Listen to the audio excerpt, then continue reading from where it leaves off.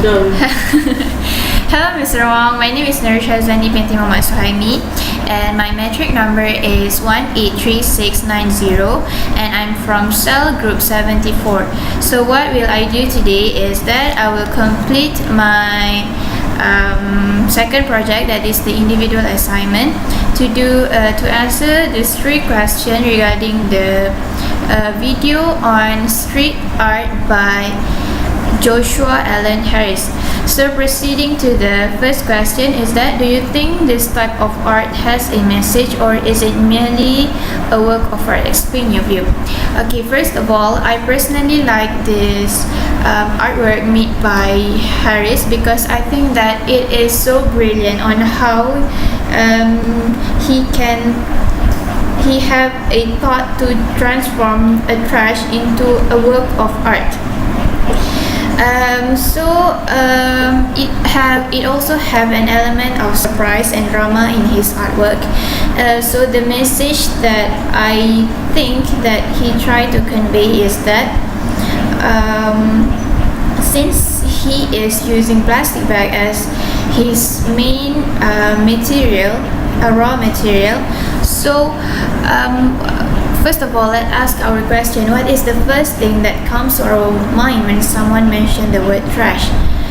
Well, most of the time it is either dirty or useless or stinks and things like that. So the only thing that we want to do with trash is to throw it away.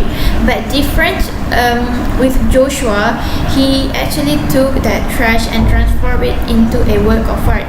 So the message that he indirectly convey is that trash is not just a trash. No matter how ridiculous it may seem, trash is actually what do I mean by trash having a life is that it's not that, for example, you have a grocery plastic bags, it's not that when you throw it away it is gone. No, the life that I mentioned, it means that the existence of the trash, it will continue to exist and live and eventually affect the environment and harm the environment in a bad way if it is not properly disposed and managed. So the existence of this sculpture actually give people at least a split moment to actually think about that.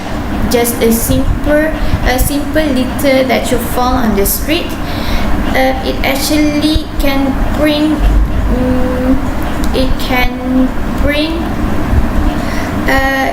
the way it attracts people makes people think about that.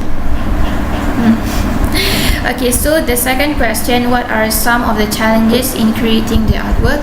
Just like what he mentioned in the interview, he says that one of the challenges that he faced when doing the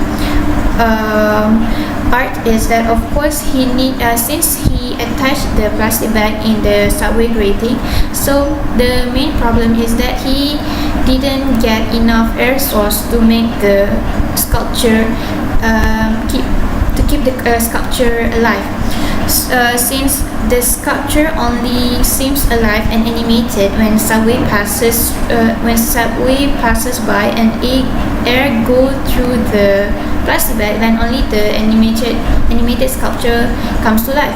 But the absence of that factor actually give a great effect to his artwork. So the first challenge is that the source of air to keep the sculpture alive, and next I think is that time consuming. You know, the time that he took to sculpture his artwork, and it seems quite not how do you say this? It took a lot of time to do the art, but to present it and to keep the art alive only for a split second, only when the subway passes by. So that's the challenge.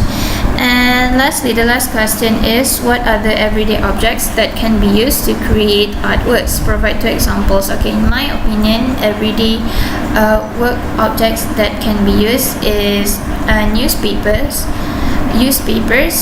or can bottles. There are lots of other examples that can be used. For example, the bottles, just a simple example, the bottles can be used as a pot to grow your flowers, or maybe work of art. Okay, and the newspapers, you know how people can use it to give texture in the wall, for example. So that's just an example, newspapers and bottles. So that's all for me. Thank you, Mr. Wang.